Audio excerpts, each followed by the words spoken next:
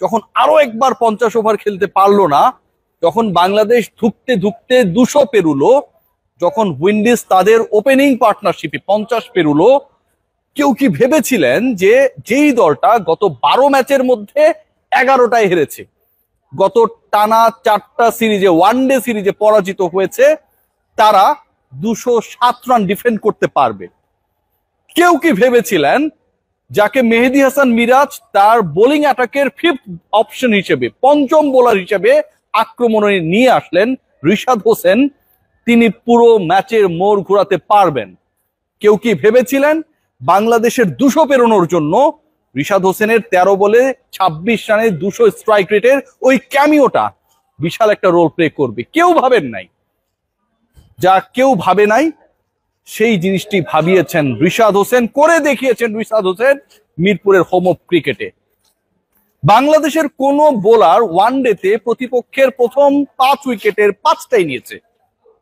এক্সপেরিয়েন্সটা কি কেউ কখনো দেখেছেন? ঘটেছিল? আপনার ক্রিকেট নলেজ, আপনার চিন্তা ভাবনা, স্বপ্নকে একবার বাস্তবতার দিকে নিরিখে পরীক্ষা করে দেখুন, পাবেন না উত্তর। রিশাদ সেটা করে দেখিয়েছেন। বাংলাদেশ দলের প্রথম কোন ডানহাতি স্পিনার ওয়ানডেতে ইতিহাসে 5 উইকেট নিলেন, বাংলাদেশে অন্য কেউ নিতে পারেন নাই।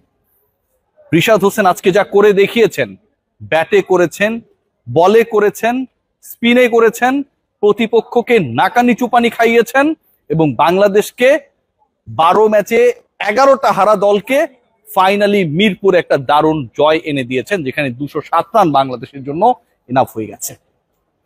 রিশাদ আজকে যা করেছেন, যেভাবে করেছেন, সে এক্সপ্লেনেশনে যদি আমরা যাই, আমি যদি যাই, তাহলে দেখবেন শুরুতেই বলছিলাম যে বাংলাদেশের রান হচ্ছে 207, 50 ওভার খেলতে না পারা দলটা, মাহিদুল অঙ্কনের অভিষেক ম্যাচ, সৌম্য সরকারের কামব্যাক, একজন কিচ্ছু করতে পারেন নাই, আরেকজন সর্বোচ্চটা দিয়ে চেষ্টা করেছেন স্কোরটা যেন একটু হলেও সমৃদ্ধ হয়, মান সম্মানটা যেন থাকে। সেই ম্যাচে বাংলাদেশের সেই রান টপকাতে গিয়ে 51 রানের ওপেনিং পার্টনারশিপ 2 উইন্ডিজ ব্যাটারের। পাওয়ার প্লেতে বাংলাদেশের বোলাররা 10 ওভারে বাংলাদেশের বোলাররা they were not able to take any wicket, a single wicket।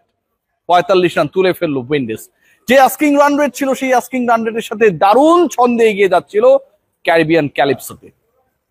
Rishad বল করতে এলেন, পঞ্চম বোলার হিসেবে বল করতে এলেন, 51 থেকে 92, এই যে 41টা রান উইন্ডিজ অ্যাড করলো, এই 41 রানের মধ্যে 5 উইকেট নেই।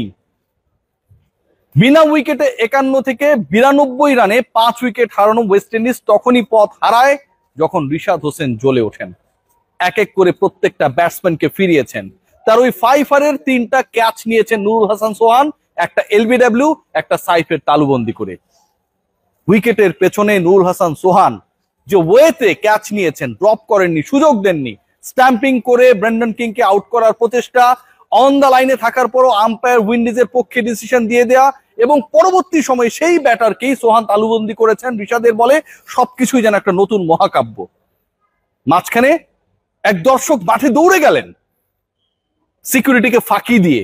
বাংলাদেশ ক্রিকেট বোর্ডের সিকিউরিটি নিয়ে আমি কিছু স্টোরি করব, ওয়েট করেন দেখবেন। তিনি গিয়ে জড়িয়ে ধরলেন তানভীর ইসলামকে।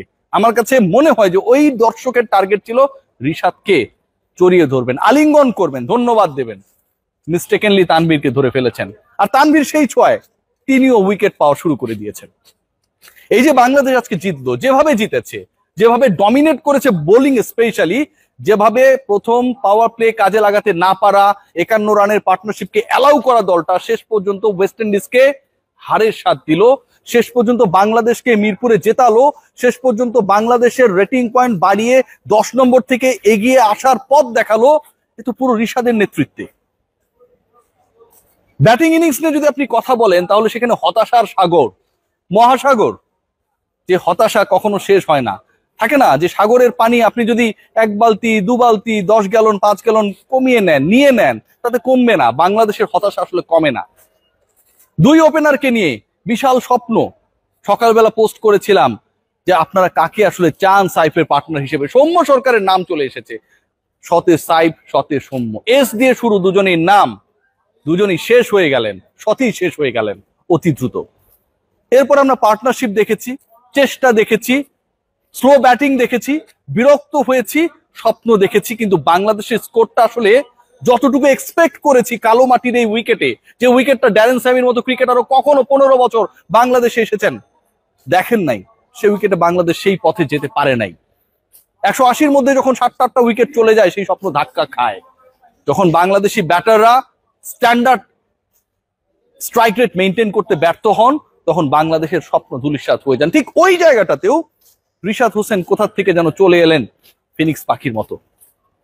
13টা বল খেলেছেন, পেস বোলিং এর এগেনস্টে অ্যাগ্রেসিভ ছিলেন, 13 বলে 2টা ছক্কা 1টা 4 মেরেছেন, বাংলাদেশের স্কোরটাকে 200 পেরুনোর একদম দ্বার প্রান্তে নিয়ে গিয়েছিলেন।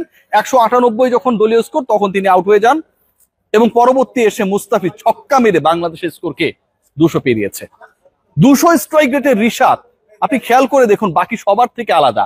আমি যদি শুধু স্ট্রাইক রেট নিয়ে আলোচনা করার চেষ্টা করি, খেয়াল করে দেখবেন সাইফ করেছেন 6 বলে 3 50 স্ট্রাইক রেট, সৌম্য সরকার 6 বলে 4 66 স্ট্রাইক রেট, নাজমুল হোসেন শান্ত খুবই কুৎসিত ব্যাটিং করেছেন 63 বলে 36 50.79 স্ট্রাইক রেট, তাওহিদ হৃদয় 50 করেছেন ঠিকই, কিন্তু খেলে ফেলেছেন 90টা বল, তার স্ট্রাইক রেট 56-র বেশি না। এবং মাহিদুল ইসলাম অঙ্কন অভিষিক্ত হওয়া এই ক্রিকেটার 76 বলে 46 করেছেন, স্ট্রাইক রেট 60। এই যে আমি টপ 5 এর কথা বললাম, এর এগেনস্টে 10 নাম্বার 9 নম্বরে নামা রিশাদের স্ট্রাইক রেট 200। ওই 200 স্ট্রাইক রেট গুরুত্বপূর্ণ, কারণ ওই 200 স্ট্রাইক রেট বাংলাদেশকে 200 পেরোতে হেল্প করেছে। ওই 13 বলে 26 যদি রানা বল হতো, তিনি যদি 13 বলে 13 রান করতেন, বাংলাদেশের স্কোর 200 হতো না। আর 200 যদি না হতো, এই ম্যাজিক্যাল ফিগারটা যদি বাংলাদেশ স্পর্শ করতে না পারতো, উইন্ডিজের জন্য লক্ষ্যটা আরো সহজ হয়ে যেত।